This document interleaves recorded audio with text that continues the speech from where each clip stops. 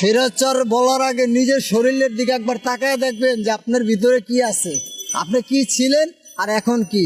এই দেশে স্বৈরাচার ছাড়া কোনো সরকার আজ পর্যন্ত আসে না, আর আসবো না। বৃষ্টি আইলে রেল লাইনের নিচে দাঁড়াই, আমি দাঁড়াই, আপনি দাঁড়ান, আরো পাবলিক দাঁড়ায়। কেন দাঁড়ায়? সেওয়ার জন্যই তো মেট্রো রেলের নিচে এসে দাঁড়ায় নাকি? এটাই তো নিয়ম। বর্তমান সরকার কি করতেছে? এটা এখন নিজেরা হার গুছাইতেছে।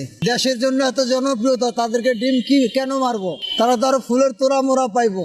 ডিম মারছে মনে করেন সবাই কি এক? আরে ভালো লাগে না ডিম মারছে। এটা ডিম মারছে, যে মারছে এক হিসাবে ঠিক আছে, আর এক হিসাবে ঠিক নাই। কারণ বাংলাদেশে যদি হারা কিছু করে এটা বাংলাদেশেরই ক্ষতি, কিন্তু যারা মারছে এটা তো মারছে জিতবে। এখন ডিম মারছে, এখন চলাফেরা পাবলিকের পছন্দ হয় না। আমি যে কথাটা কইছি আপনার কাছে রিকোয়েস্ট, আপনার খবরটা প্রচার করতে হইব।